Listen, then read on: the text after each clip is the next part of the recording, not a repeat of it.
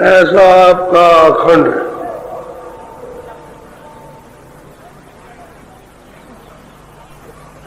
और निश्चिंत ये महासागर है।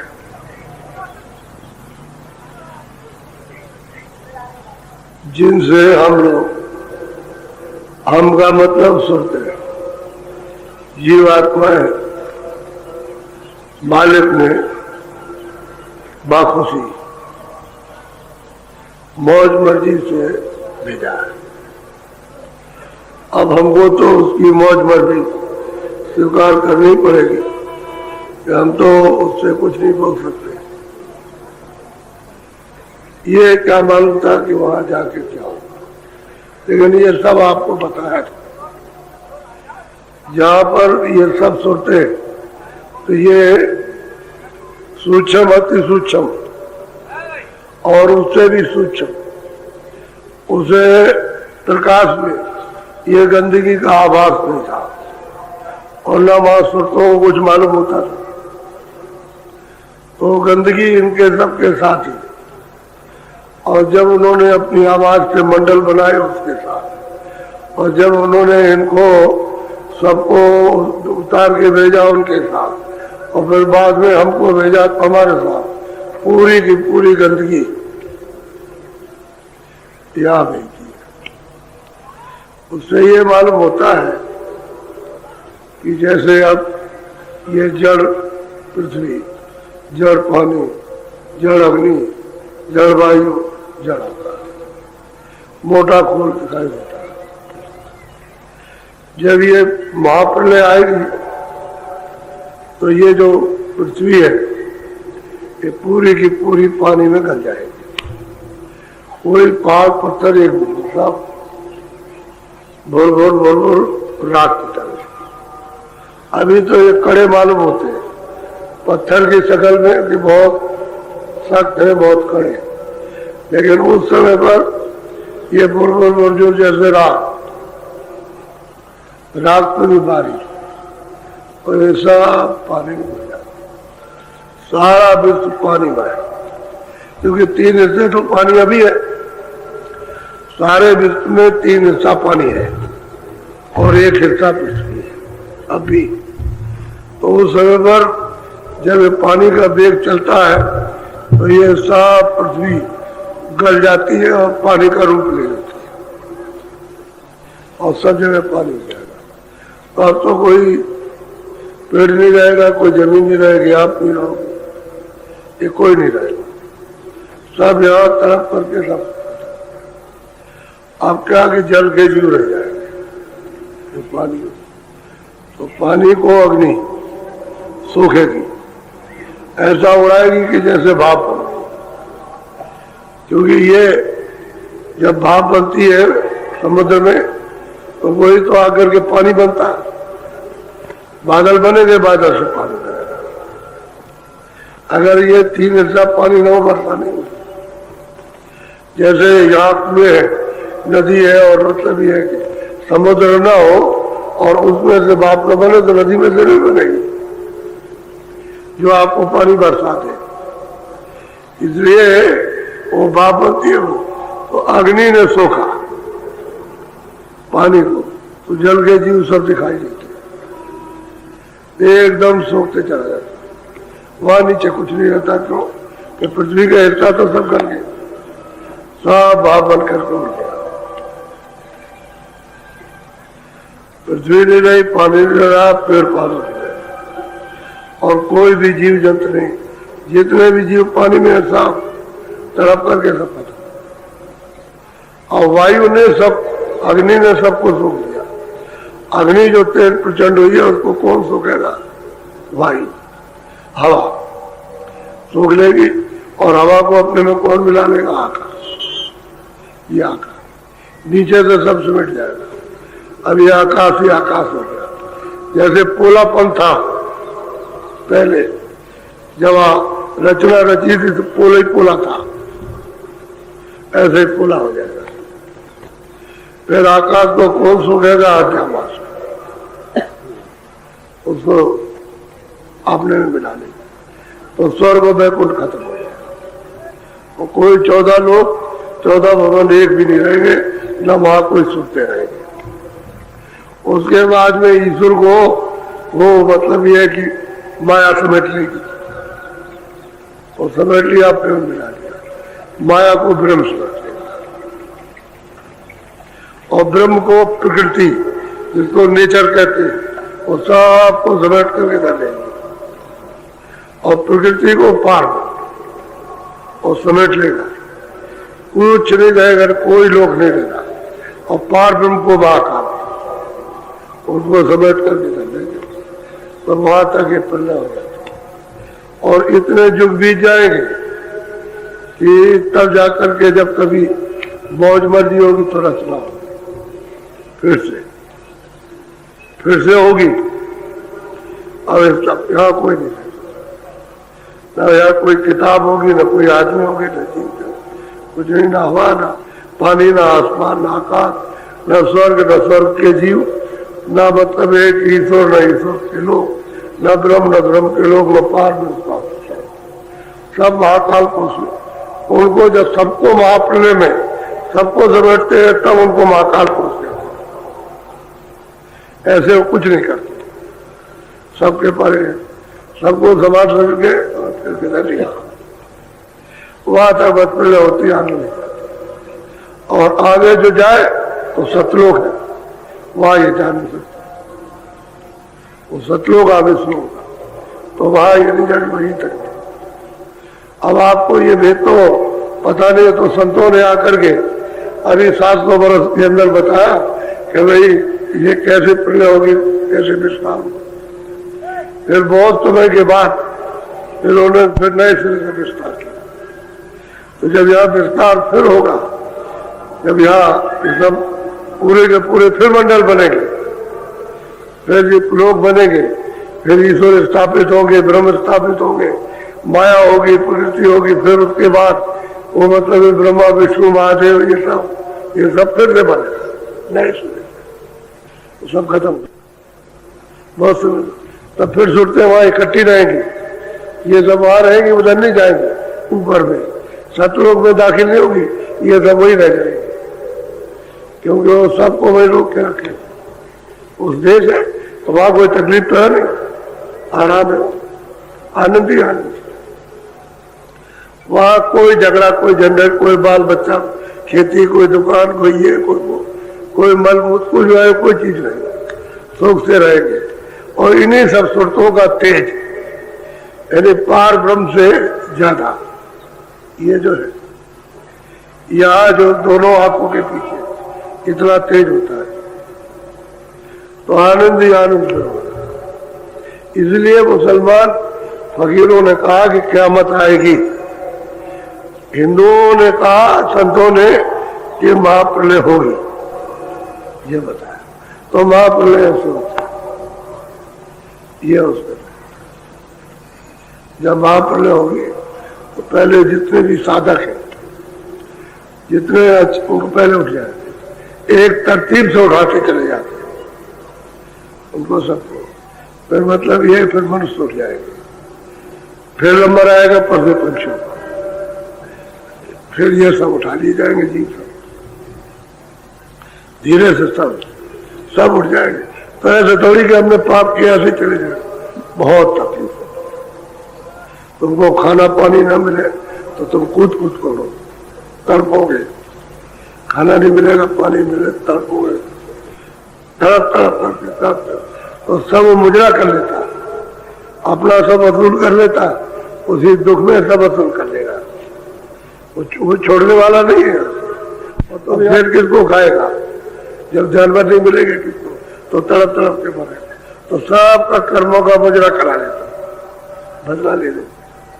एक बार की वेदना का, यात्रा का तमाम पहाड़ एकदम से टूट पड़ा, तो उसमें का 3 हिस्सा पानी, उसमें मगर बड़े बड़े जो जालों में नहीं आ सकते, बहुत बड़े रहते हैं, उन पर जाकर के मतलब है कि लोग ठहर जाए, बस जाए, और फिर उसके बाद जब वो चलते हैं तो सब डूब जाता है। ऐसे वो तड़पते हैं जब खाने को नहीं मिलता, पानी नहीं मिलता, सब जीव तड़पते। वो दृश्य एक बहुत ही दुखित देखने को, संतों ने तो उसका देख करके वर्णन किया, वो सब खत्म हो जाते, सब अपना अपना भुगतान दे देंगे। जो जिस योनि में, नरकों में है तो नरकों की आगे ऐसी आगे लगेंगे, इस तरह की यात्रा दी जाएगी कि चित्कार, जहाँ लाख मील तक आवाज जाती है तो 10-10 लाख मील तक आवाज जाएगी, कोई सुनने वाला नहीं, वो सब वहां भोग वाले दे रहा है, वो छोड़ नहीं सकते। पहले से ऐसा इंतजाम उन्होंने कर रखा है कि देना सब पड़ेगा।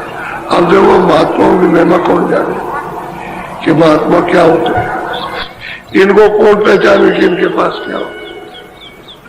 अब जगत के जीव तो कुछ जान नहीं सकते, उनको तो कुछ मालूम कि महात्मा क्या होते, क्यों, तो वो तो सबके साथ। बात यह है कि सब सुनते तो मालिक की, तो जब वो संदेशा लेकर के आता तो सबसे मिलजुल करके चलते, पहचान नहीं पाओ। साधारण सबसे छोटे और साधारण, इसलिए नहीं पहचान पाए। तो महात्माओं को किसी ने भी नहीं पहचान पाया। वो जो सेवक साधक जिन्होंने उनसे स्नेह प्रेम किया वो तो निकल गए कि तब जाना क्या है। तो उन्होंने कहा कि महापुरुष क्या है, नहीं दूसरा कोई जान नहीं सकते। अगर वो न कहते तो भक्त और भक्त में यही तो बात है कि भगवंत जो है वो भक्तों की महिमा करते और भक्त जो है भगवंत की महिमा करते, सेवक गुरु की महिमा और गुरु जो है सेवकों की महिमा, तो दोनों का आरोप परस हो गया। जितनी वो महिमा करेगा उतनी वो करेगा, इसलिए वो छोटे के छोटे ही रहेंगे, इस कोई पहचान नहीं पाता ये है। और फिर क्या लेकर के बैठे रहते हैं। तो आपको ये चाहिए कि जैसा जैसा रास्ता बताया, जैसा उसको तो खूब कर लो याद। जो भेद बताया नाम का, रूप का, स्थान का, आवाज का, उसको तो करो याद। जब खोज रमा हो जाए, खूब उसको अच्छी तरह से रट लो और आपके ध्यान में जम जाए, वो चित्त में आ जाए, चित्त में बस जाए, बुद्धि उस पर विचार कर तब फिर सुमरण करो। तो जिस विधि से सुमरण बताया वैसे करना। फिर सुमरण उनको, उनका नाम लेना, उनको याद करना, ताकि ऊंची मंजिल पर बैठे हुए और हम उनके नीचे हैं, तो हमको कम से कम वो देख करके कि हमको कौन याद करता, तो तुम्हारी तरफ देखने लगेंगे कि हमको कौन याद करने वाला, किसने भेद बताया, हमारा इतना गुण कि यह नाम है और ये रूप है और हमको कोई याद कर रहा, तो उसकी किरणें आपकी तरफ फौरन चल पड़ती है और दया की किरणें आती। उसी से तुम्हारी अंतःकरण की सफाई हो जाती है, क्योंकि उन्हीं की किरणों से, उन्हीं की आवाज से जो उन्होंने कर्मों का विस्तार किया है और उन्हीं के मन ने जो ये कर्म इकट्ठे किए वो उसी से साफ होगा। उन्हीं किरणों से, उसी प्रकार से और शब्द से, नाम से सफाई हो जाती है। तुम्हारी सब इसकी सफाई होती है, निकलता है। तो वो अंदर बैठ कर की भी महात्मा ऐसी जुक्ति बताते, उनको याद करो ताकि तुम्हारे कर्म साफ हो जाए जल्दी से और तुम आगे चल पड़ो, बढ़ चलो। तो सब अपने अपने मंडल के ये क्रियामान कर्म है, प्रारब्ध आपकी साथ है और क्रिया का उनकर अब हो रहा है, तो आगे इसी की बन जाएगी प्रारब्ध। और इसमें से छन करके, छाट करके जो पुण्य होते हैं वो जमा कर लेते हैं और संचित में चले जाते हैं। अलग अलग जब मंडल में चले जाएंगे, स्वर्ग के स्वर्ग में, ऊपर के लोक के ऊपर में ऊपर और कारण लोक में, तो वो वहां जमा रहेंगे। तो वो अपनी जो किरणें भेजते हैं उससे साफ कर देते हैं। तो सफाई करनी है। इतनी निर्मल और इतनी सूक्ष्म गति है कि बिना महात्माओं के ये समझा कोई नहीं सकता। दूसरे को मतलब ये कि समझ में नहीं आ सकता, बहुत सूक्ष्म, इसलिए तो सूक्ष्म से सूक्ष्म है और तुम्हारे अंदर में सूक्ष्म से सूक्ष्म सूरत बैठी है, वो उभारे आना चाहिए, इस जड़ शरीर से निकल आए, क्योंकि वो चेतन है और ये जड़ है। तो इसमें आकर के फंस गई और ऊपर को बोझा ला दिया और इंद्रियों के जाल में उलझ गई। इसलिए इसका जान पहचान का अस्तित्व खत्म हो गया कि हम कौन है, और महात्मा इसको बरामद कर लेते, यानी जड़ से निकाल लेते। बरामद का मतलब जड़ से निकाल लेना, और ऊपर में ला करके सामने इसको, इसका समूह जो है फैल गया है प्रकाश का, उसको समेट लेते हैं। जब इसका ये समूह यहाँ समेट जाता है तभी चाल चलती है सूरत की, तभी ऊपर। तो गोस्वामी जी महाराज, तुम सोचते होगे वो कभी होंगे, कभी नहीं थे। तो बता रहे अपना किया हुआ कि हमने अपने गृहस्थ आश्रम में अपने घर में रह करके क्या पाया, वो बताते। तो जो उसको जरा सुनिया, बहुत ध्यान से, बहुत ध्यान से सुनो कि घर में बैठ करके क्या गृहस्थी में माँ बाप के साथ रह करके और छोटी सी उम्र में क्या प्राप्त किया। गुरु तो उनको मिल ही गए होंगे, मिल ही गए, क्योंकि गुरु न मिल जाते तो इनको कोई बताता नहीं। गुरु तो पूरे मिल गए, सच्चे मिल गए। अब वो मिल गए, वो तो उस समय पर आबादी कम थी, तो उस समय पर मिलना जुलना और बैठना, कहना, सुनना, अब आबादी बहुत ज्यादा पहले से बढ़ गई। अब इतनी आबादी हो गई कि अब किसी से मिलना ही मुश्किल है, बात ही करना मुश्किल है। पहले आबादी कम थी, उनका जब समय था बहुत आबादी कम थी।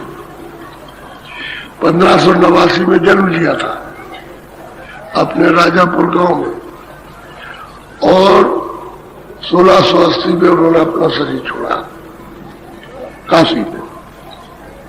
वो कहते हैं जो ये है तो हम है, और हम है तो ये एक है। पिया को देख लिया, पिया के देश में सागर में पहुंच गए थे, सागर में गिरे कि सागर हो गए, वही रूप हो गया। अब वो अपने आप को कह रहे कि गुरु ने, संतों ने जो हमको लिखाया, दिखाया, उससे जो हमने देखा और पिया को प्राप्त किया, तो पिया और हम एक है, दो नहीं। बोलो भाई अगम रस देख, देखा दृग पिया एक होई। कहते हैं भाई गुरु महाराज ने जो बताया वो हम चढ़ करके उस अगम को, जिसकी कोई गम नहीं पाता, वहां जाकर के हमने देखा, तो हमने पिया को और अपने को एक पाया, दो नहीं पाए, एक ही पाया, एक। जब हमने देखा वो और हम एक, अब वो हम और मैं होते वो खत्म, एक है। तो दूसरा तो मुझको गुरु मिल गए, उन्होंने ये भेद बताया, और हमने जब हमने अपनी आंखें बंद की तो हमारी आंखें खुल गई। तीसरी आंख, तीसरा ज्ञान चक्षु, तीसरा नेत्र खुल गया, और उससे हम देखते चलते। बोलो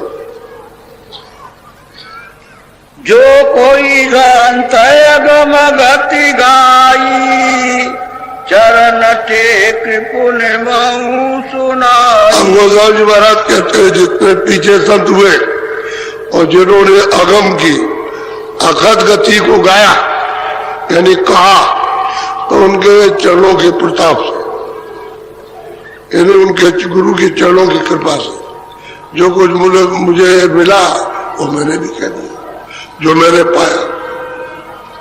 वो कहते हैं मैंने भी कहा, जो सब संतों ने कहा, और उन्हीं की कृपा से जो मुझको मैंने भी कह दिया। ये नहीं कि इनकार किया कि मैंने कुछ पाया नहीं, मैंने भी उसको, भाई जो सबने उसको एक को देखा, पिया को देखा, उसी के रूप हो गए, और उनके चरणों की कृपा से और दया से मैंने भी उसको देखा, तो मैं भी एक हो गया। कोई मैंने दूसरी बात नहीं कही, कोई जो उन्होंने पाया वही मैंने कहा। बोलो। अब जीवन का कहूँ निवेरा, जासे मिटे भरम बस बेरा। कहते हुए जीवों का कैसे छुटकारा होगा और इनका इस जगत में कैसे भ्रम टूटेगा, ये लोभ मोह में फंसे हैं, कैसे छोड़ेंगे। वो जीवों के लिए कह रहे हैं, भाई जीव कैसे अपने घर को राह पकड़ेगा, कैसे जाएगा, क्योंकि ये तो इसमें फंस गया, लोभ मोह में भ्रम में फंस गया। और भ्रम में सभी है, कोई भी गृहस्थी हो भ्रम में, लड़ाई झगड़ा मार पीट छीना झपटी ये भ्रम में ही होती है। छोटे बड़ों का भेदभाव ये भ्रम ही होता, और भ्रम में ही अलग हो जाते, घर से अलग बसने लगे, और फिर जिसको अलग कर लिया उसका पूरी सब भ्रम ही में होता। तो भ्रम का तो ये भंडार है, इनका कैसे इनसे निकलना होगा, किसे निकल के दुखों से बाहर हो जाए, वो बता रहे कि उसका उपाय। बोलो। जब या मोक्ति जीव की होई, मोक्ति जाने सतगुर पद। कहते हैं जीव की जगह गति होगी, मुक्ति होगी, इसका छुटकारा होगा जन्म मरण से, तो बगैर संतों के चरणों में गए हुए नहीं हो सकता। सतगुरु के पास जाना ही पड़ेगा। जो अनुभवी पुरुष है, जो पूरा है, बगैर उसके पास पहुंचे हुए हो ही नहीं सकता।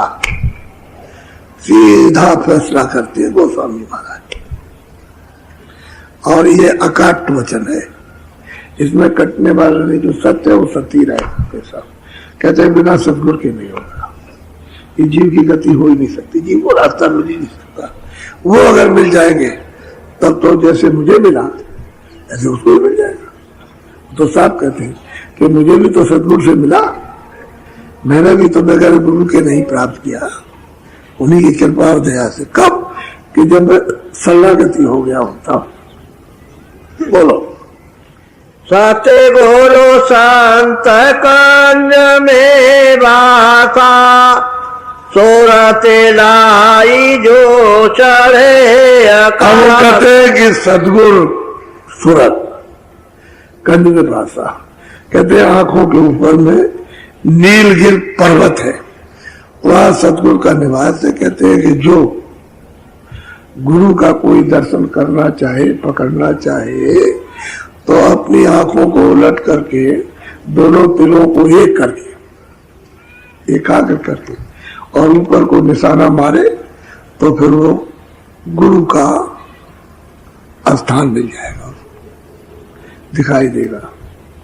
वो कहते हैं जो यहाँ लाकर सूरत को चारों तरफ से समेट करके अपने दोनों चश्मों को एक करता हो, ऐसा कोई फकीर कामयाब हो और वो रास्ता बता दे, और साधक भी दोनों चश्मों को, आंखों को अपनी बंद करके सामने देखता हो, तो कहते हैं कि वो गुरु वहां बैठे कंज में, कहते हैं रोज वहां निवास करे, यहाँ बैठ जाए, उसी पर, उसी में बैठ जाए, वहां पर रोज बैठे, रोज प्रतिरोज, रोज रोज, ऐसा नहीं।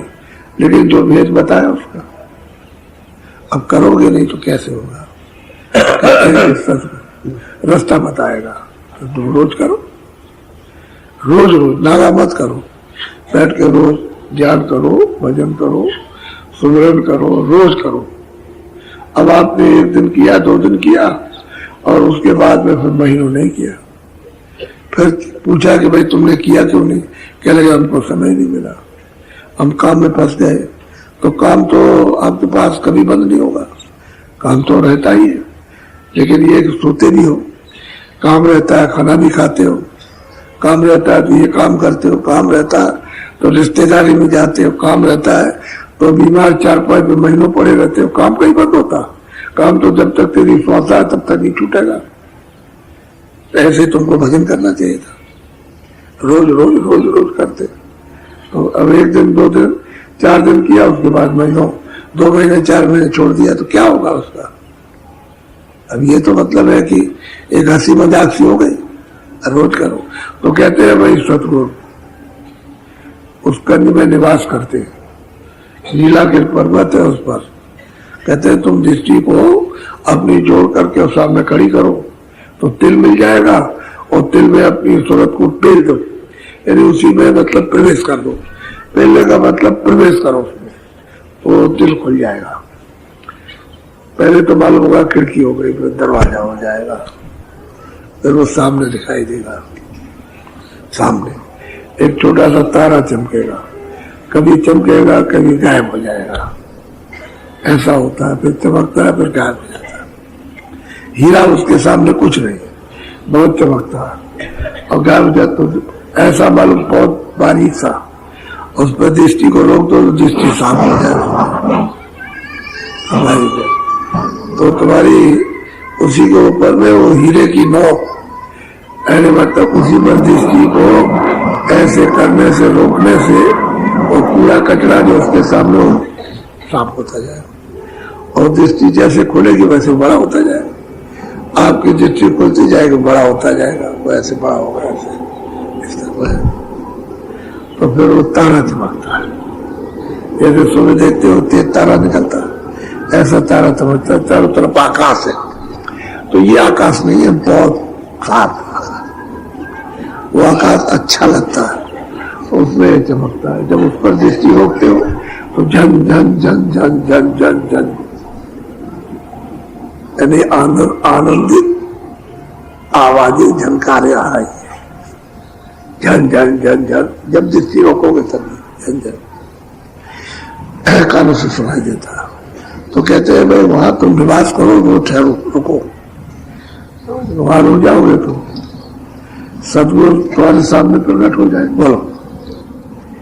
श्याम कंजली लागिर सोई, तिल पारे मान कहते हैं ये तिल का प्रमाण है, ये छोटा सा है लेकिन नील के पर्वत है, उस पर ये विराज चरण कमल है। लेकिन सूरत को साफ क्यों नहीं शुरू शुरू में दिखाई दे कि उसकी आंख बंद है, जैसे बंद हो गई तो जरा जरा सी खोलेगा तभी तो मतलब साफ होगी तभी खुलेगी।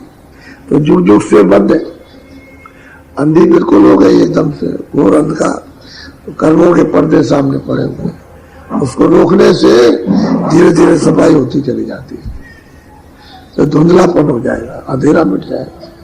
जैसे मालूम होता है कोई कहीं से रोशनी आ रही है, फिर वैसा देखता है तो इतने देखते वो भी हट जाएगा।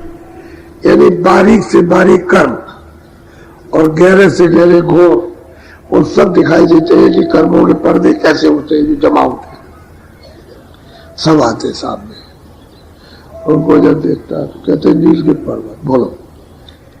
छेन छेन मन को तहाँ लगावे, एक पलक छूट। अब ये क्यों साधक को क्यों समझा रहे कि पहले इन्होंने किया है, गुरु से रास्ता लेकर के पहले किया। तो कहते हैं छिन छिन, छिन कहते हैं सबसे छोटा समय, कहते हैं बैठ करके उसको बराबर एक टक होकर के देखो, चित्त को रोको, एक टक होकर के रोज बैठक बनाओ, ताकि आपकी बैठक वहां रोज बन जाए रोज। फिर ऐसे आप खुले रहो तब भी उसको देखो ऐसे करके, क्योंकि दिखाई तो अंदर में देगा, लेकिन ये समझोगे कि आप बाहर से देख रहे हो। ऐसे ऐसे आंख से देखोगे तो मालूम होगा कि वो बाहर दिखाई दे रहा, लेकिन हो रहा सब अंदर। अंदर की जब आंख खुल जाती है तो आंख खोल के भी देखते रहो। कमरे में चले जाओ, फक उजाला है, तो बाहर का उजाला नहीं है, वो अंदर का उजाला। हर वक्त जब उजाला हो जाएगा तो हर वक्त उजाला अंधेरा नहीं, तो ऐसे मतलब देखते हो।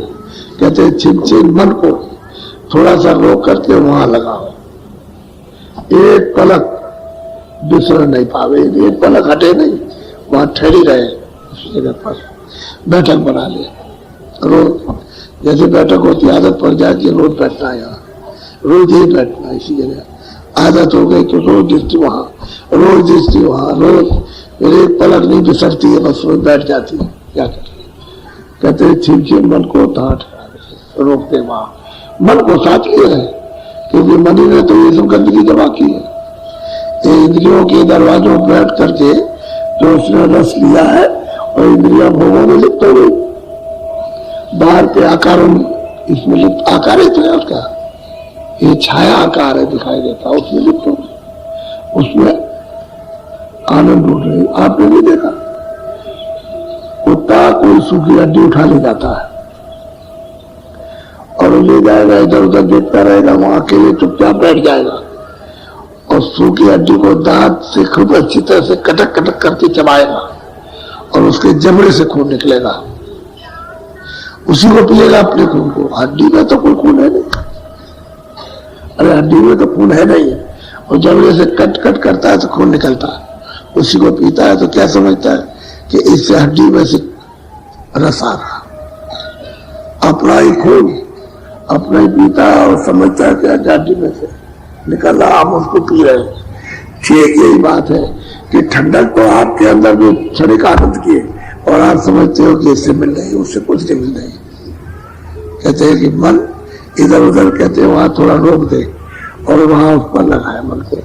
सूरत की दृष्टि और मन ये दोनों साथ ही काम कर रहे थे। जिन मन को तार लगा दो, कहते हैं उसी जगह नील पर्वत उस तिल पर जहां रोशनी हो रही वही लगाए, रोक दे। बोलो सुरत ठहरानी रहे आकाशा तिल खिड़की में महाराज कहते हैं भाई तिल खिड़की में निर्दिन निवास हो जाए तुम्हारा ठहरने का।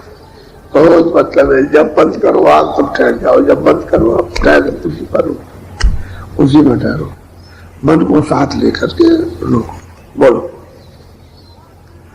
गगन द्वार दिखे एक तारा अनहद नाद सुने जन। हम कहते हैं जब तुम रोज रोज अपनी दृष्टि को रोकोगे, उस पर रोके रहोगे, मन को साथ लिए रहोगे, मन साथ देगा, तो कहते हैं फिर वो आकाश सामने दिखाई देगा, उसमें एक तारा चमकता है, बड़ा प्रकाश है, ऐसा नहीं चमकता, उसका छिटका हुआ चारों तरफ। जब आप उसको देखोगे और ऐसे दृष्टि देखने लगी तो अनंतनाथ उसमें से उच्चारण होगा, आवाजें आ रही, तरह तरह की आवाज सुनाई देती और बहुत मधुर होती, मीठी, अच्छी लगती है। ऐसी आवाजें यहाँ नहीं है कहीं भी, किसी बाजे में किसी चीज में नहीं, ऐसी आवाजें उनको अनंतनाथ है।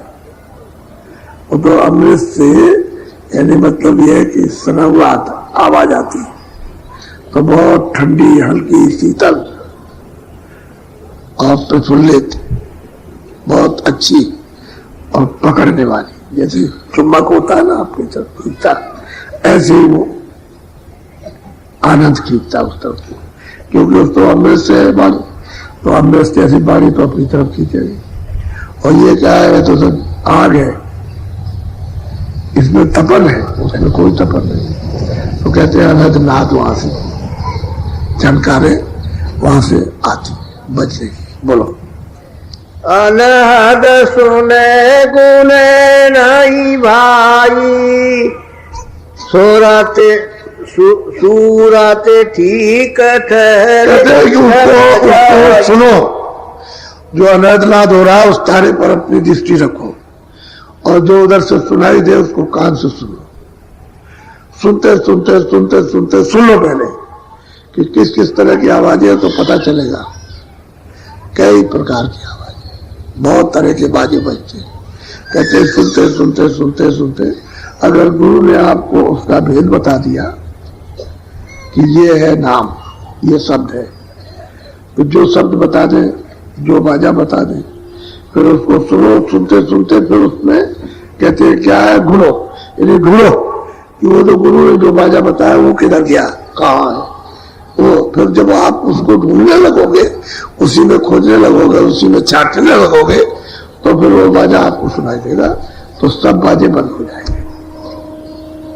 वो 1 घंटा की आवाज सुनाई देने लगी, आप खुद कहोगे और बाजे बंद हो गए। बहुत से साधक कहते हैं कि पहले हमको बहुत सुनाई देता था, लेकिन जब घंटे की आवाज आई और सुनी तो सब बाजे बंद हो गए। वो बाजा आपको सुनाई देगा तो घंटे की आवाज को सुनो और सुनते सुनते सुनते उसमें लय हो जाओ। लय होने का मतलब रत हो जाओ, यानी उसी आवाज में बिल्कुल इधर उधर का सब ध्यान, 2 मिनट का हो, 4 मिनट का हो, 10 मिनट का हो, इधर उधर का सब ध्यान तोड़ करके बस उसी में, और वो आवाज आपको खींच लेगी, ऊपर को खींचेगी, क्योंकि स्थान से आ रही है, जहां वो बैठे हुए उसी में से निकल रही है आवाज, तो वो आवाज खींचेगी। बाकी जो बंद हो गई वो वहां की आवाजें नहीं थी, और जगह की आवाजें थी वो आ रही थी मिली जुली, और मिली जुली जब आ रही थी तो ये भी उसमें आ रही थी। तो ये जो भेद बताया गया, जब आपने उसको छाटा, उसमें बोला, तब फिर मतलब आवाज सुनाई थी तो और बंद हो गई, सीधी आवाज आने लगी। तो उसमें लय हो जाओ, रत हो जाओ तो आवाज खींचेगी, खींचेगी छोड़ेगी, खींचेगी छोड़ेगी, क्योंकि एकाएक खींच ले जाए तो आप अधोष हो जाओगे, हजम नहीं कर सकते। बहुत रोशनी है और बहुत नशा है, तो नशा में चढ़ जाए एकाएक तो फिर आप जगत के काम के नहीं रहोगे, तो सारे काम फिर नहीं होगा, पागल जैसे हो जाओगे। तो घर के लोग आपको पकड़ के वहां अस्पताल में ले जाएंगे, कह लगे कि हमारा आदमी पागल हो गया, और ये और पागल नहीं हुआ, आप पर तो दूसरा नशा चढ़ गया। और वो अगर गुरु रहेंगे और उनके पास चला तब तो उतार देंगे, तो गुरु की क्रिया वहां जारी रहती, क्योंकि वो ऊपर बैठे हुए, तो जब तक वो तब काम, तो छोड़ोगे मत करोगे तो उसको हजम करोगे। वो जो नशा है आवाज में से, प्रकाश में से, उसमें हजम होगा, दृष्टि से भी हजम होगा, कानों से भी हजम होगा, और जो पियोगे वो हजम होगा, नहीं तो एकदम बौखला जाओगे। कुछ नहीं चल, ये सब मिट्टी है, ये घर कुछ नहीं, द्वार कुछ नहीं, चला पाओगे, कहोगे कुछ नहीं है, ये सब है, तो ये सब धोखा है। तो फिर लोग कहेंगे ये क्या हो गया, तुम तो समझ नहीं सकते। कभी कभी ऐसा होता है, कुछ लेट के साधन करता है तो सूरत उसकी खिंच गई ऊपर, तब तक वो आ गया, उसको हिलाया, ये उठो उठो उठो, तो देखा कि वो कान तो बंद किया है, आंख भी बंद की है, कैसे ये हिलाया, किसी ने मालूम नहीं किया, तो उसको हिलाया, तो वो जैसे मर गया, तो ढंडोरा कट गया कि मर गया। अब मर गया मतलब ये कुछ नहीं, तो फिर लाने लगे, कपल ले आए और बांस उठा करके ले आए कि चलो इसको लाद के ले चलेंगे। तब तक ये हाथ खुली, आंख खुले, तो फिर मतलब वो जगह कह लगे हम लोग तो ये समझे थे कि मर गए होंगे। तो ऐसा कभी किसी से भजन करने वाले से बोलना नहीं चाहिए। अगर भजन करता हो और ऐसी घटना कभी दिखाई दे कि बिल्कुल ऐसा हो गया, मर गया, तो आप खुद मत, अपने आप उठ जाएगा, बोलना बोलना नहीं। ऐसा होता है, कभी कोई अचानक में आ गया कोई गैर आदमी, उसको बुलाने के लिए कहा कि उठो उठो, तो उसको उठाने लगा, तो फिर दिखेगा ही तो यहाँ कुछ नहीं है, शोर मचाएगा कि तो मर गया, ऐसा होता है। तो ऐसे ही सूरत कहते हैं कि जब नशा चढ़ता है तो ऐसा ही होता है, तो धीरे से चढ़ेगा, तो उसमें से आवाज जब सुनोगे तो जहां से आवाज आ रही उसी को पकड़ के चढ़ोगे। एक बार की नहीं चढ़ सकते हो, छोड़ भी दोगे, फिर पकड़ोगे, फिर चढ़ोगे, छोड़ दोगे, क्योंकि जैसे जैसे हजम होगा वैसे खींचेगा, छोड़ता जाएगा, क्योंकि पर्दा लगा चढ़ा हुआ, उस पर्दा साफ हो जाए तब तो एक बार की खिंचाव हो जाए, वो पर्दा नहीं आप होता। अच्छा, मान लो कि खिंचाव हो गया, तो जहां से आवाज जिसमें से निकलती उसके सामने हो गए। तो गोस्वामी जी महाराज जब खींचे तो उन्होंने देखा कि मोह विलोक नाम मुफ्ताई, बगैर आवाज के खींचे दर्शन नहीं होगा, आवाज ने खींच लिया, वो खींच के सामने खड़ा कर दिया, वो सामने देख रहे हैं, क्योंकि जिसमें से आवाज निकलती है वो नाम ही है, और जहां तक आवाज जा रही वो नाम है। तो नाम को पकड़ा और नाम के पास पहुंच गए, बगैर नाम पकड़े हुए, बगैर शब्द पकड़े हुए, बगैर बाजा पकड़े हुए उसके पास नहीं जा सकते, दूसरा कोई रास्ता ही नहीं, बाजा ही पकड़ के जाएंगे। तो कहते हैं कि चिन चिन मन को ता लगा, एक पलक दसरन नहीं पा गए। अब कहते हैं कि जब अनायत बाजा बजने लगे तो उसको सुनो, सुनते रहो, फिर जो आप याद करो कि हमको वो कौन सा बाजा बताया कि इसमें से वो सुने, तब आप उसकी खोज करो, उसमें से छांटो। तो जब खोज करते रहोगे वो बाजा मिल जाए, वो बाजा मिल जाए, तो उसी में से आवाज आने लगी। जब उसको आप पकड़ोगे तो वो बाजे बंद हो जाए, फिर बंद हो जाते, बंद हो जाएगा तो फिर उसको पकड़ लो आप धीरे धीरे, फिर रोज उसको पकड़ो कि किधर गया। बाजे तो फिर में बाजे सुनाई देंगे, लेकिन फिर पकड़ो, फिर पकड़ो, फिर बंद हो जाएगा, फिर बाजे बजेंगे, फिर बंद हो जाएंगे, फिर बजेंगे, फिर बंद हो जाएंगे। और जब तुम्हारी सूरत ले हो जाएगी तो सब बंद हो जाएंगे, फिर वो फिर तो सीधी आवाज आने लगेगी, वही आवाज ले जाने ले आने वाली ले आएगी, ले जाएगी, फिर वही आवाज आपके साथ हो जाएगी। और बिल्कुल यहाँ हमेशा ऋषि की उंगली पकड़ लो, चढ़ चलो, जैसे उंगली पकड़ते हैं तो बाप की उंगली पकड़ी चलेगा, लेकिन छोड़ दोगे तो गड़बड़ हो जाएगा। अच्छा, फिर एक दफे पकड़ लेगा तो छोड़ेगा नहीं, एक ही बार की बात है, तो बस ऊपर पकड़ ले जाएगा। और वहां से दूसरी आवाज आ रही है, जैसे उसके पास पहुंचे हुए सुनाई देती है ऊपर की आवाज। यानी वहां ये नहीं है कि वो सुनाई नहीं देगी, ऐसा नहीं, ये आप वहां पहुंचा कि बस वो आवाज आ रही सीधी, तो उसको पकड़। तो कहते हैं कि वहां सुनो, लेकिन अगर नहीं गुनोगे मन उस पर और सूरत के कान नहीं लगाओगे तो नहीं छटेगी। जैसे ऐसा न करना, उसको गुनो, चाट लो, उसको बोलो। चूबे अमृत पिय अघाई, पीवत पीवत मन सके। कहते हैं कि उसी जो तारा खिला हुआ उसमें से अमृत चूता है, उसको खूब पियो, तो पीते पीते पीते पीते हर रोज पियोगे, वो तो चुई रहा है, जैसे टोटी खोल दीजिए तो पानी वैसे टपक रहा है, जैसे टपक रहा है, खूब पियो, खूब छक जाएगा। क्योंकि वो तो असली चीज तो वही है कि उसी को तो छोड़ दिया, उसी की तो तलाश कर रहा है, और बड़ी मुश्किल से, बड़े सौभाग्य से, बड़ी कृपा हो गई तो वो चीज मिली। तो पीते पीते पीते पीते बस बल उछाल पछाड़ भाग दौड़ विकल्प संकल्प सब खत्म कर देगा। बस अब कहते उसी को, उसको चलो, तो रोज रोज फिर पिएगा, बस पीते पीते फिर चल जाएगा। संसारी भोग तो इसके इंद्रियों से हटते ही खत्म। जैसे ये अपना उसने भाग दौड़ की, रस लेना बंद किया इंद्रियों का, तो इंद्रिया भी हट जाएंगी। तो इंद्रिया तो इसी की वजह से दौड़ती, उधर दौड़ी तो जब ये नहीं लगेगा, रस नहीं लेगा, तो इंद्रिया क्या करेंगे, तो फिर उधर लग जाएगा उस तरफ को। तो पीते पीते पीते पीते से तब ये सूरत का साथ देता है, और देगा सूरत का साथ। अब ये लगेगा सूरत के साथ, क्योंकि अभी पीने लगा ना, अब अमृत पी रहा तो पी रहा, बोलो। हाँ। सूरत साथ संग ठहराई, तब मन थिर था सूरत। कहते हैं कि सूरत के साथ ये मन रहेगा, और सूरत अपने निशाने पर जब दृष्टि एकाग्र करेगी तो ये साथ दे देगा, और ये दोनों साथ ही अब हो जाएंगे। पहले तो मित्र थे ही, जब ऊपर से साथ लगाए गए थे तब तो इनकी पक्की दोस्ती थी, और यहाँ इंद्रियों के तौर पर जब इधर रस लेने लगा तो धीरे धीरे ये इसका आदि हो गया, तो सूरत की और मन की दुश्मनी हो गई। अब ये इसको ठिकाने नहीं लगने देता, अब इसकी मदद के बगैर उधर जा नहीं सकती, क्योंकि ये साथ नहीं देगा तो उधर नहीं लगेगी, वो दृष्टि रुकेगी नहीं। अगर ये साथ दे दे तो दृष्टि ठहर जाए, तो वो अपनी चीज पकड़ ले। जब अपना निशाना पक्का मजबूत कर लेगी और इसको रस मिल जाएगा तो ये साथी हो जाएगा, फिर मदद करेगा, फिर सूरत का साथ देगा। और कहां तक देगा, जहां तक इसका स्थान है वहां तक पूरा साथ देगा। बोलो।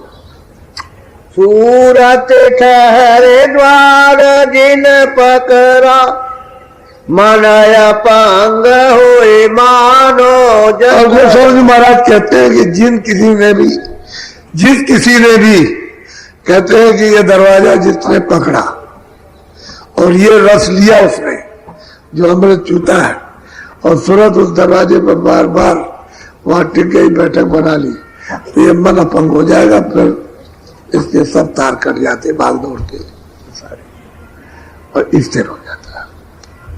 वो बताते हैं जैसा उनका हुआ वैसे ही बता रहे हो। बोलो।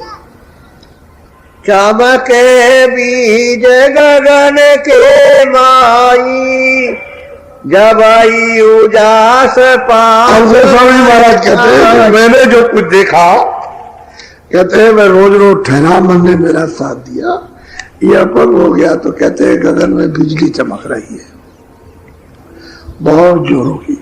ये बिजली क्या चीज है, जितनी चमक आती है ये तो कुछ भी नहीं है। कहते हैं बिजली चमकती है, बहुत तेज लाइट, ऐसा मालूम होता है कि फक उजाला हो गया एकदम।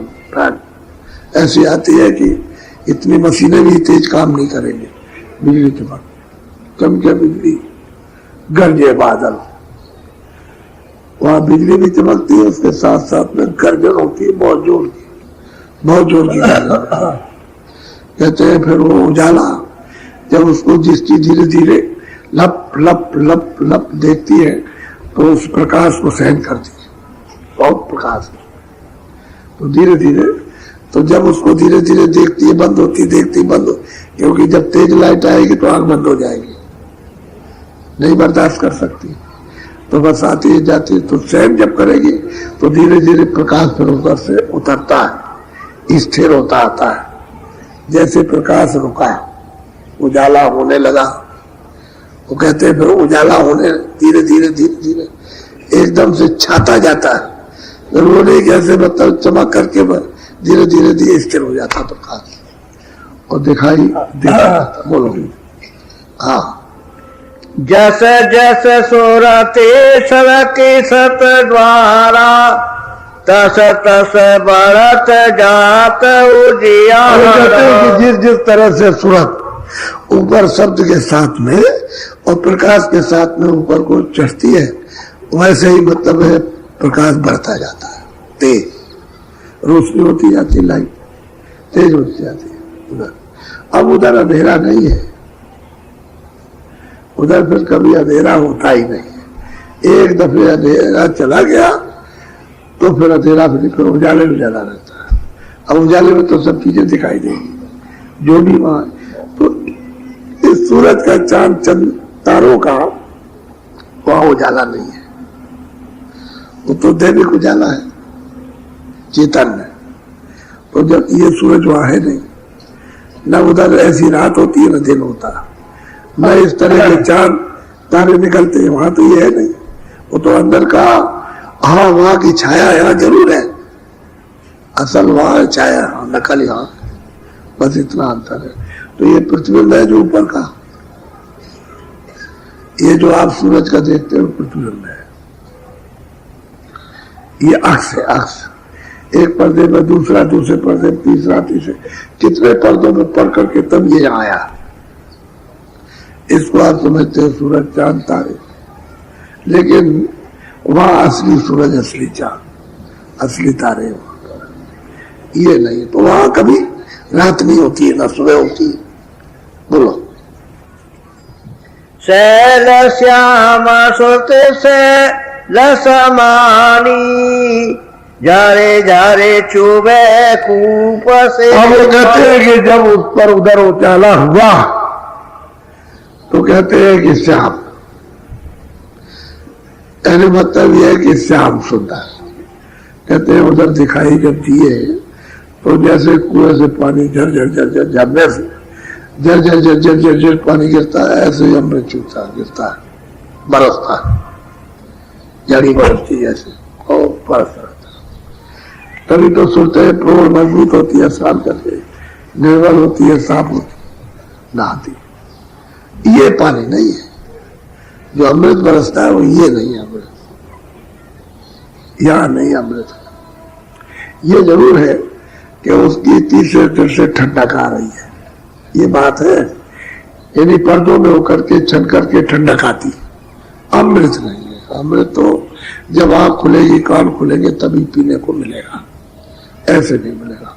तो कहते हैं वहां झरझर प्रकाश उधर से आया, आवाज उधर से आ रही है, श्याम से सामने, यानी मतलब यह कि उनका दर्शन हो रहा।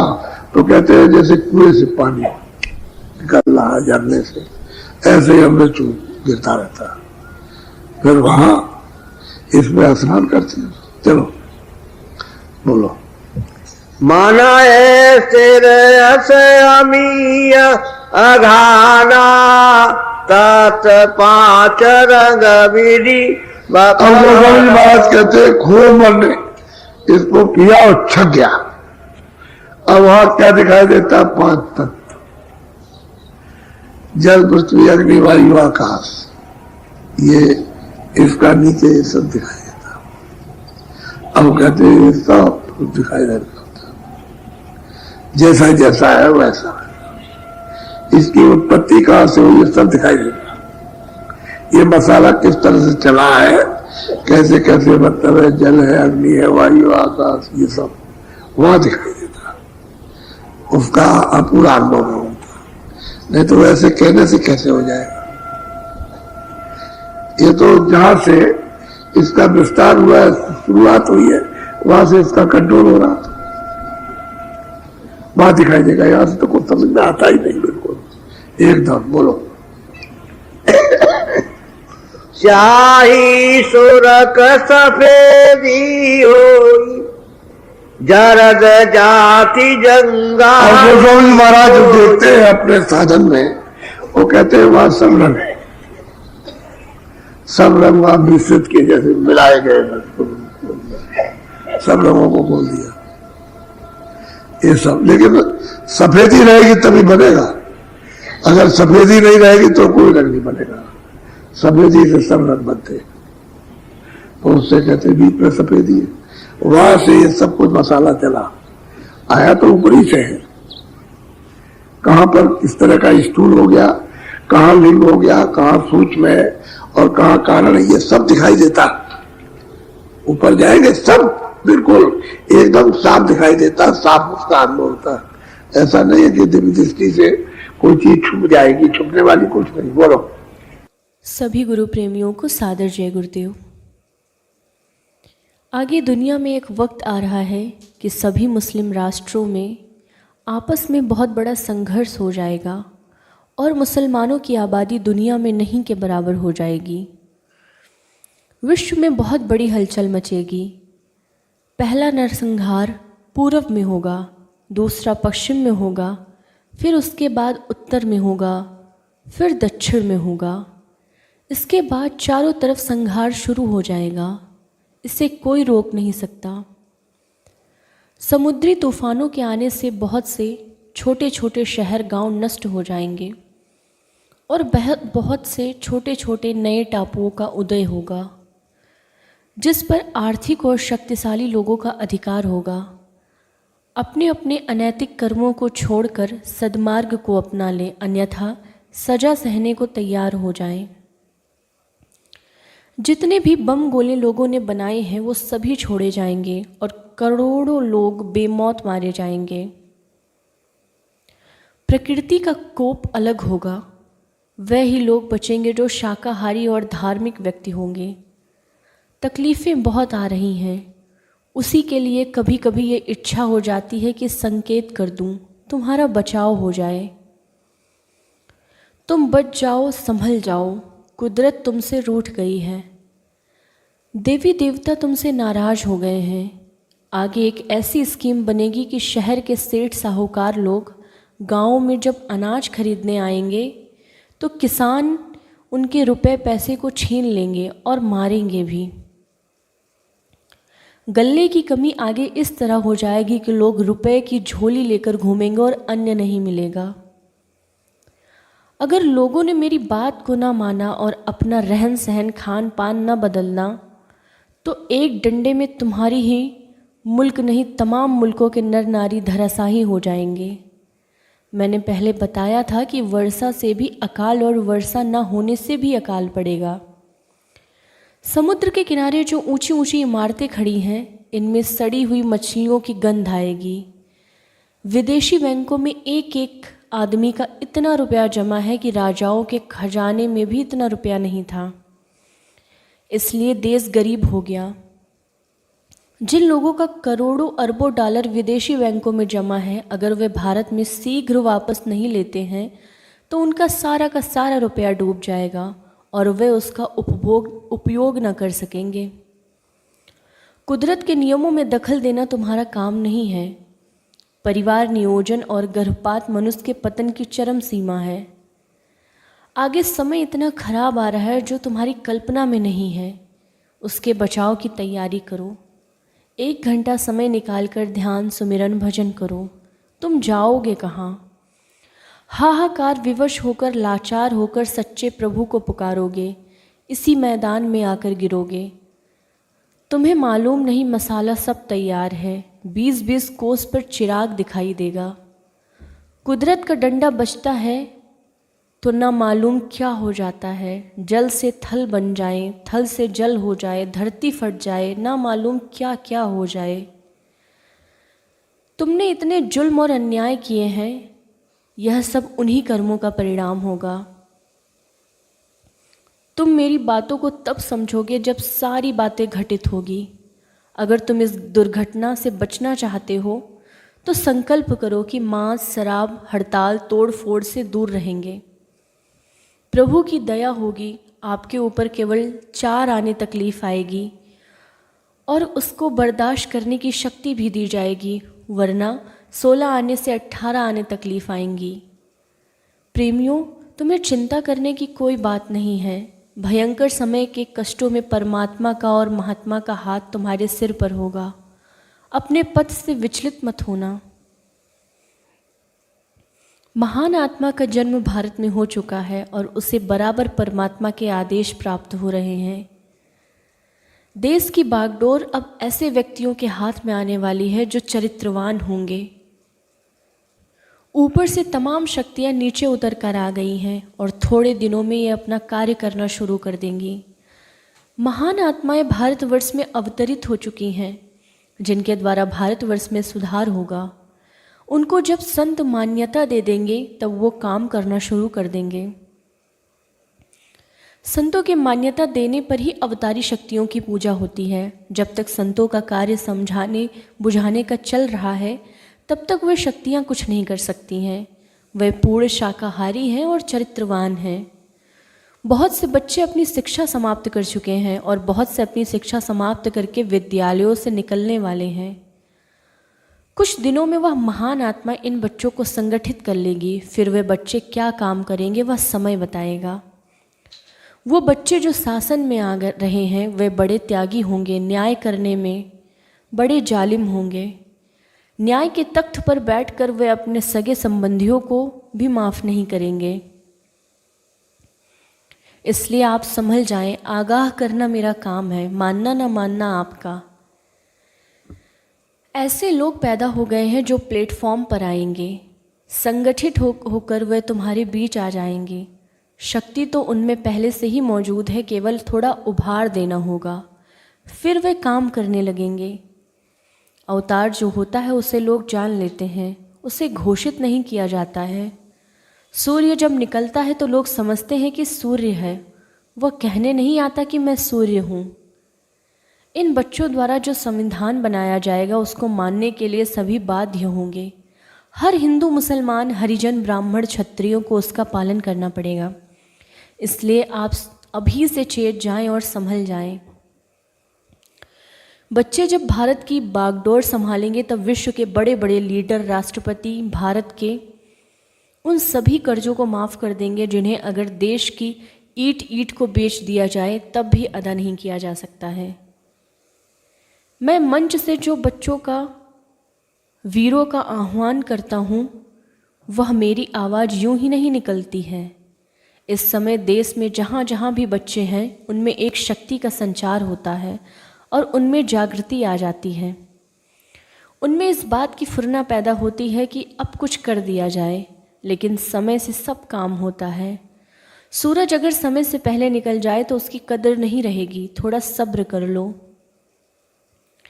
वो बच्चे जो आगे आने वाले हैं सच्चे सेवादार होंगे और गांव-गांव में घूमते घूमते उनकी जूतियां घिस जाएंगी। जब तक वो एक एक को रोटी नहीं दे देंगे, खुद रोटी नहीं खाएंगे। उन बच्चों की बातों को तुमको मारना होगा। ग्रामवासियों, तुम घबराओ नहीं, धीरज रखो।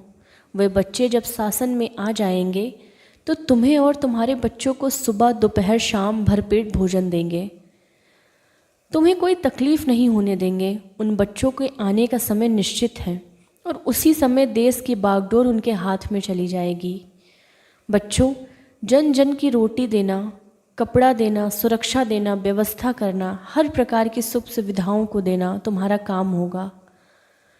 मेरा काम आत्माओं को जगाकर परमात्मा के पास पहुंचाने का होगा। तुम्हारी ये बड़ी बड़ी डिग्रियां धरी रह जाएंगी और इनकी कदर कोई नहीं करेगा। भविष्य में आने वाले ये सीधे साधे लोग सेवा और कर्मठा का आदर्श दिखा देंगे। महान शक्तियां जब कार्य क्षेत्र में उतरेंगी तो 50% टैक्स समाप्त हो जाएंगे। आगे क्या क्या होने वाला है यदि मैं तुम्हें अभी ही बता दूं तो तुम्हारी फूंक निकल जाएगी। अभी तो तुम मन के लड्डू खूब खा लो। अमेरिका, इंग्लैंड, स्विट्ज़रलैंड के बैंकों में खूब रुपया जमा कर लो, फिर आगे देखो क्या होता है। कोई आदमी मेरे शब्दों को तोड़ मरोड़ कर लिखने की कोशिश न करे, वरना मतलब गलत हो जाएगा और इसके लिए तुमको सज़ा मिल जाएगी। हर स्थान पर सत्संग का पूरा रिकॉर्ड रखा रहा और टेप रिकॉर्डर भी चल रहे हैं जिसे कभी भी सुना जा सकता है। तुम्हारी नस नस को मैं जानता हूँ, तुम्हारी हर फितरत को मैं जानता हूँ। अगर ऐसा न होता तो इसमें ऐसे लोग बैठे हैं जो मुझे दिन में 100 बार खरीदते हैं और 100 बार बेच देते। स्वप्न में जो मुझको ऊपर से आदेश मिलते हैं उन्हें मैं बराबर लोगों को सुनाया करता हूँ। मेरी कोई भी बात ना गलत हुई है और ना भविष्य में कभी गलत होगी। उड़ने वाले लोग कहाँ जाकर गिरते हैं या देखते रहो। मेरा किसी से कोई बंधन नहीं है। अगर तुम मेरी बातों को मानोगे तो मैं तुम्हें नरक और 84 से बचा लूँगा। महात्मा झूठ नहीं बोलते हैं। उन्हें मोड़ने की कोशिश मत करो। अगर वो मुड़ जाएंगे और अपनी निगाहें फेर लेंगे तो तुम दशरथ की तरह घुट घुट कर मर जाओगे और वो परवाह नहीं करेंगे। मेरी 100 बातें हैं, उनमें से कुछ बातों को मान लो। मैंने लोगों को बताया है जो बहुत ही मामूली हैं और पेड़ की पत्ती या छोटी छोटी डालियों के रूप में हैं। अगर पूरी बात बता दूं तो लोगों की रातों की नींद उड़ जाएगी। आपको समझाया जा रहा है कि माफ़ी मिल जाएगी, किंतु न्याय के तख्त पर बैठने के बाद फिर माफ़ी का कोई प्रश्न नहीं उठता है। जैसा भी करोगे उसका फैसला तुम्हारे सामने आएगा। भारत में करोड़ों लोगों का मांस, मछली, अंडा, शराब मैंने छुड़ा दिया। मेरे दिमाग में तो पाकिस्तान है ही नहीं। मैं हिंदू मुसलमान में कोई भी फ़र्क नहीं मानता। मेरे प्रेमी यदि जेल में जाएंगे तो उनकी ज़मानत हो जाएगी, वे फिर बाहर आ जाएंगे। पर बंदो, तुम जब जेल में चले जाओगे तो तुम्हारी कोई सुनवाई कहीं नहीं होगी। न सुप्रीम कोर्ट न हाई कोर्ट, कहीं भी तुम्हारी फरियाद नहीं पहुंचेगी। अभी क्या देखते हो, अभी तो कितने जय गुरुदेव बाबा बनेंगे और लोग भ्रमित हो जाएंगे। तुम मेरी नकल मत करना। मेरी इस बात को तुम नोट कर लो कि जो लोग भी मेरी नकल करेंगे वे मारे जाएंगे। यह मेरा प्रचार बहुत तेज़ी से बढ़ेगा और वक्त आ रहा है जब तुम मेरी बातों को मानने के लिए मजबूर हो जाओगे। तुम्हारी छोटी मोटी बातों का जवाब तो मेरे ये प्रेमी देते रहेंगे। और प्रेमियों, तुम्हें अब चुप रहने की ज़रूरत नहीं है। तुम लिख करके मुंह से जैसे भी ज़रूरत पड़े तुम सबकी बातों का खूब जवाब दो। हाथी की मस्त चाल पर कुत्ता भौंकता रहता है, लेकिन अंदर से वह उससे बहुत डरता है। भूखे चाहे जितना, किंतु सामने आने की हिम्मत नहीं कर सकता। कुत्ते के भौंकने से हाथी अपनी चाल नहीं बदल देता। तुम अपने काम में लगे रहो, अपने लक्ष्य पर डटे रहो। कोई तुम्हें क्या कहता है उसकी सुनो ही मत। गालियाँ तो मुझे भी दे दी जाती है, लेकिन मुझे अपने काम से ही फुर्सत नहीं है कि बैठकर सबकी बातों को सुनूं। यह मेरी धार जो काम कर रही है, इसके सामने जो भी आएगा कट जाएगा। अगर मैं अपने सभी प्रेमियों को सड़क पर लिटा दूं और चाहे कितनी ट्रकें उन पर चल जाएं, उनका बाल बांका नहीं होगा और मरेंगे नहीं। अगर तुम लिटा कर चला दो तो सबका सफाया हो जाएगा। इतने प्रेमी हैं कि अगर एक एक धोती फेंकने लग जाएं तो दब कर मर जाऊं। आगे चलकर आपसे कोई पूछे बाबा जी का परिचय तो बता देना कि बाबा जी का आश्रम मथुरा में है।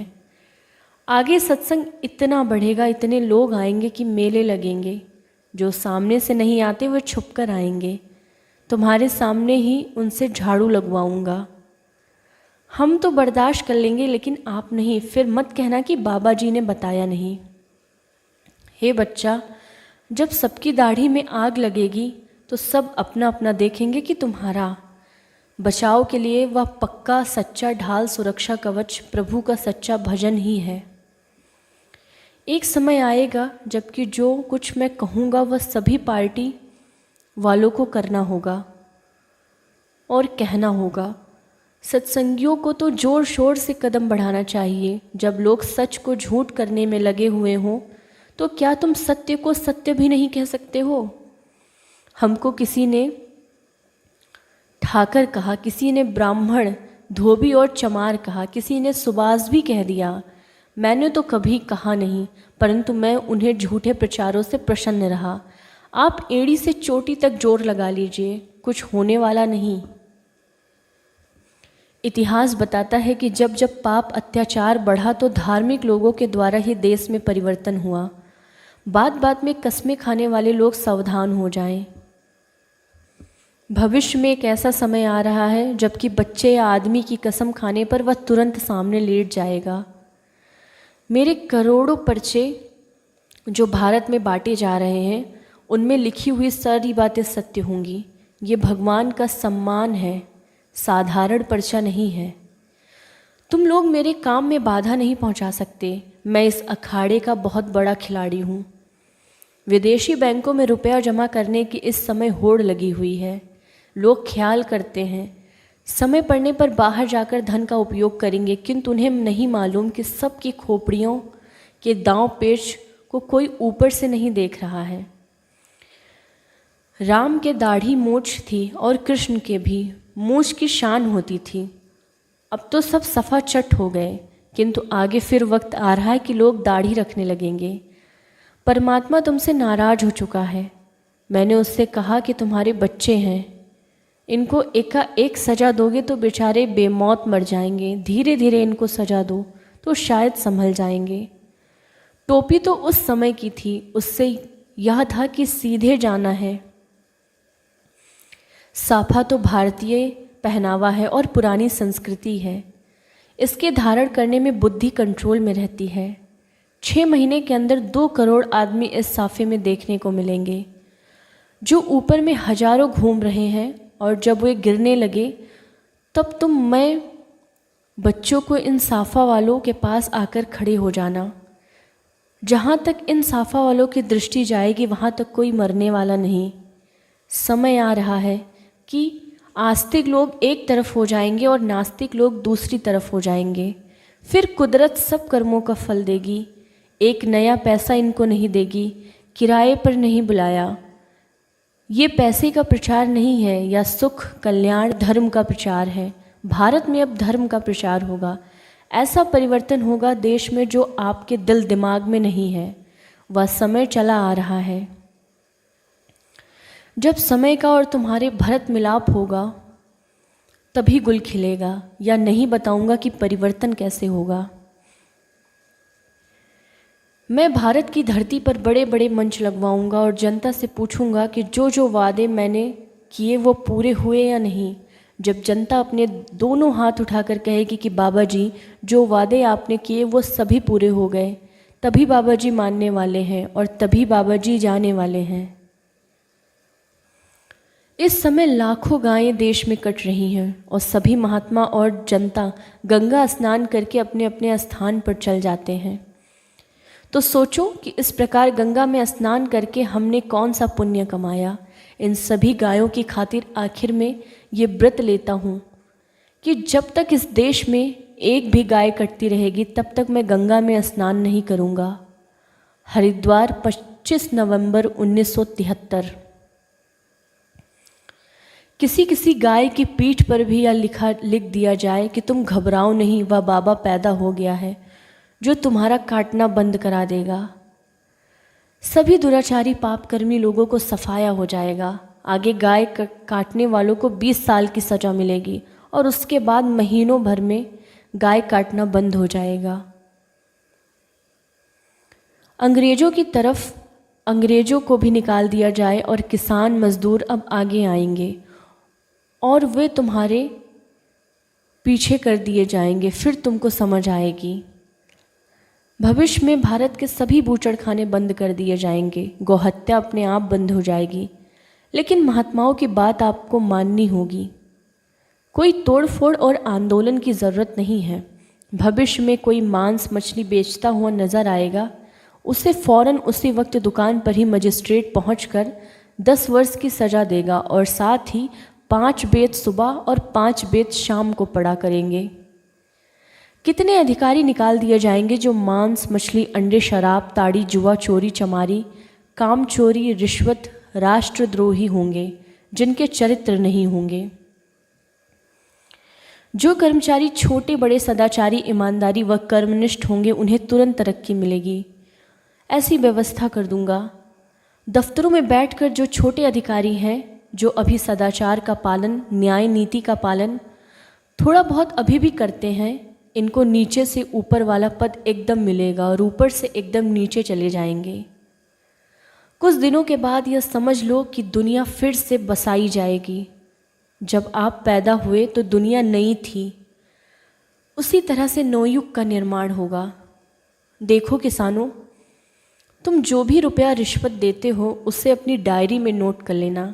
वक्त पर सब काम आएगा। जिस कचहरी के दरवाजे पर शराब की दुकान हो, उस देश में कभी न्याय नहीं हो सकता। मांस मछली अंडा व शराब की दुकानें आपको भविष्य में देखने को नहीं मिलेंगी। विद्यार्थियों के विद्या अध्ययन के समाप्त करने 1 माह बाद ही नौकरी मिल जाएगी। उनके घर पर ही नियुक्ति की सूचना दी जाएगी। हायर सेकेंडरी पास युवक बड़े बड़े पद भविष्य में पा जाएंगे, बशर्ते कि उनका अनुभव व योग्यता हो। वैसे तो मैं आपके शिवनेत्र खोलकर आपको स्वर्ग वैकुंठ जीते जी पहुंचाना चाहता हूँ। सन 1982 तक 1 करोड़ लोगों को शिवनेत्र दे दूंगा।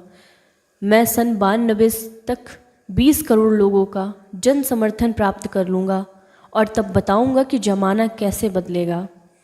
कोई भूखा नंगा या बेकार नहीं रहेगा। करोड़ों लोग शिवनेत्र खोलकर राम कृष्ण के दर्शन के अधिकारी होंगे। सारा देश निरामिष होगा। यह परिवर्तन धार्मिक लोगों द्वारा होगा। आप अपने को सुधार कर समय की प्रतीक्षा करें। अभी भी जेलों में ऐसे लोग बंद हैं जिन पर झूठे अपराध लगाए गए हैं, उनको तुरंत रिहा किया जाए। सत्संगियों को चिंता करने की ज़रूरत नहीं। जब अन्न नहीं मिलेगा तो इन खेतों में कुछ ऐसी घास जिसकी एक पत्ती खाने पर 1 सप्ताह तक भूख नहीं लगेगी। जिस तरह शादी विवाह होते हैं, उसी तरह धूम मचाता हुआ कलयुग में सतयुग आएगा। सतयुग आने के पहले मानव में एक हिलोर उठेगा, जैसे समुद्र में लहर उठती है। लोगों की बुद्धि में, मन में, चित्त में, अंतःकरण में, आँख कान में, व्यवहार और हाव भाव में हिलोर उठेंगे। लोग अपनी अपनी बुराइयों की माफ़ी मांगेंगे। दिल्ली से राजधानी हटकर 50 मील दूर चली जाएगी और महान आध्यात्मिक शक्तियों द्वारा उनका मुहूर्त होगा। परंतु जिस जगह पर वह होगी उस जमीन का शोधन किया जाएगा, शुभ मुहूर्त में कार्य किया जाएगा और बच्चे इस काम को करेंगे। दिल्ली की भूमि पर जाकर किसी आदमी का दिल दिमाग ठीक नहीं रह सकता। जो सरकार राज्य भी करे और व्यापार भी करे, वह सरकार देश में गरीबी कभी नहीं दूर कर सकती। इन महलों में जहाँ विदेशियों ने शराब मांस अंडा एवं अनैतिकता का बाजार गर्म किया, वहाँ बैठकर बनाया गया कोई भी संविधान भारत की जनता को सुखी नहीं कर सकता। झोपड़ी में बैठकर जो संविधान बनेगा उसी से जनता को आराम मिलेगा। भारत का संविधान हिंदी, फिर दूसरा संविधान संस्कृत में किसी धार्मिक स्थान पर बनेगा। वह संविधान इतना सरल होगा कि किसान भी उसे गीतों के रूप में गाते रहेंगे। जिधर से सूरज निकलता है और जिधर डूबता है, उस पूरे हिस्से पर भारत का अखंड राज होगा। विश्व के लोग भारत द्वारा बनाए गए कानूनों को मानेंगे और स्वेच्छा से हिंदू धर्म को कबूल कर लेंगे। नेपाल, तिब्बत, लंका, बर्मा, पाकिस्तान, अरब देश टूटकर भारत में मिल जाएंगे और भारत विश्व का सबसे बड़ा राष्ट्र होगा। भारतवर्ष में नए संविधान का निर्माण होगा और यह जो संविधान है वह बदल जाएगा। भारतवर्ष सबका मुखिया होगा। एक समय आएगा जब सारे हिंदुस्तान में हिंदी बोली जाएगी, राष्ट्रभाषा हिंदी और संस्कृत होगी। विदेशों से लोग भागकर भारत में आएंगे और इन भाषाओं को सीखेंगे। महापुरुषों के स्थानों की मिट्टी को लेकर माथे में लगाएंगे, फिर शांति मिलेगी। भारत की मिट्टी में तो वह भी चीज़ें हैं जो विश्व भर में नहीं हैं। यह सदा से आध्यात्म का सिरमौर रहा है। भारत के कारण ही विश्व युद्ध विभिन्न युगों में हुआ और इस युग में भी होगा। दुनिया के सारे देश मिलकर भारत पर आक्रमण करें तो भी इसको पराधीन नहीं कर सकते। भविष्य में सभी संस्थाएं भारत में राजनीतिक समाप्त हो जाएंगी। विदेशों की भूमि भोग भूमि है, वहाँ पर साधना नहीं की जा सकती। भविष्य में इस आध्यात्म विद्या को जानने के लिए विदेशों से लोग भारत में आएंगे। भारत भूमि कर्म भूमि है, धर्म भूमि है। इसे लोग भारत माता के नाम से जानते हैं। इसे भोग भूमि मत बनाओ, नहीं तो विनाश हो जाएगा। भारत आध्यात्म का केंद्र है, इसे कोई छीन नहीं सकता। विश्व को शांति इसी केंद्र से मिलती रही और मिलेगी। हमने अपना स्वप्न आपके सामने व्यक्त किया। भारत में जन्मा एक शांति दूत सारे विश्व का मार्गदर्शन करेगा। राष्ट्रसंघ अमेरिका से हटकर भारत में चला आएगा। अमेरिका बहुत गरीब देश हो जाएगा। भविष्य में भारत में समुद्र में गेहूं फेंक दिया जाया करेगा, जिस प्रकार आज अमेरिका में फेंका जाता है, और गेहूं जानवर भी खाया करेंगे। भविष्य में हिमालय पर्वत से एवं भारत भूमि से इतने अधिक हीरे जवाहरात निकलेंगे कि भारत की नारियां आभूषणों से लदी रहेंगी। हर जिले में 5-5 महात्मा सबकी देख रेख में रहेंगे। इनको हर अपराध पर सजा देने का अधिकार होगा। ऐसे हवाई जहाज बनने वाले हैं जो भारत से अमेरिका की यात्रा 1 घंटे में पूरी करेंगे। आगे समय में सारे विश्व में एक जनसंघकारी क्रांति होगी, जिसमें दुनिया की आबादी घटकर बहुत कम हो जाएगी। सारे विश्व के लोग हिंदू धर्म मानने के बाध्य होंगे। अमेरिकी और इंग्लैंड के नर नारी भारत की गलियों में हरे राम हरे कृष्णा का कीर्तन करते हुए मिलेंगे। पुरुष हिंदियों की तरह चोटी रखेंगे और स्त्रियां भारत की तरह साड़ी पहनेंगी। भारत की तरह सभी देश के लोग शाकाहारी बनेंगे। विश्व के देशों को बता दो कि अगर वे यह सोचते हैं कि कीटाणु बम का प्रयोग करके भारत का विनाश कर देंगे, तो उन्हें यह समझना चाहिए कि भारतवर्ष में ऐसी महान आत्मा आ चुकी है जो उनके सारे मंसूबों को नाकाम कर देगी। भारत में कीटाणु बमों के प्रयोग होने पर ऐसी हवा, ऐसा तूफान आएगा कि सारे के सारे कीटाणु उन्हीं के पास चले जाएंगे और करोड़ों लोग मर जाएंगे। विश्व के संपूर्ण राष्ट्र अभी अस्त्रों शस्त्रों के साथ मिलकर एक बारगी भारत पर आक्रमण करें तो भी जीत नहीं सकते। भारत की जनता भविष्य में आंखों से शोले बरसाएगी और वर्तमान में इन गद्दारों के प्रति उसके दिल में इतनी नफरत की आग झरेगी कि वह इनके चिन्हों को एक ईंट भी कहीं मिल गई तो उसे भी खोद के समुद्र में डाल देंगे। केवल गांधी और सुभाष के नाम बचेंगे और सभी नेताओं के नाम हमेशा के लिए डूब जाएंगे। निकट भविष्य में संपूर्ण भारतवर्ष में एक आध्यात्मिक क्रांति होगी। कोई लड़ाई झगड़ा, आंदोलन, तोड़फोड़ या खून खराबा नहीं होगा, बल्कि सद्भाव और प्रेम की क्रांति होगी। इसमें पढ़े लिखे अनपढ़ सभी लोग आ जाएंगे। दया, प्रेम, सेवा, उदारता, त्याग की भावना पैदा होगी।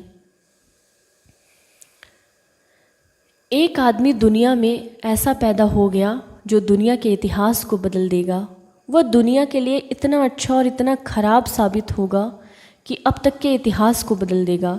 जब वक्त आ जाएगा तब तुम्हें पता चलेगा। ये मामूली बात नहीं है, बड़ी बात है। इस बड़ी बात को समय आने पर ही कहना चाहता हूँ।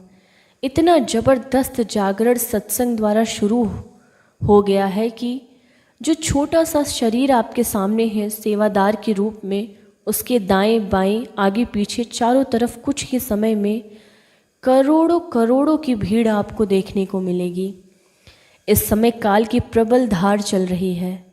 जो महात्माओं के निकट आते जा रहे हैं उनमें उतनी दयाल धार भी काम कर रही है। दुनिया का कुछ हेर फेर जो होगा सो होगा, लेकिन दोनों धारें काम कर रही हैं। राजा जाति की बात करेगा तो कभी न्याय नहीं कर सकेगा, साधु जाति की बात करेगा तो जीवों का कल्याण नहीं कर सकेगा।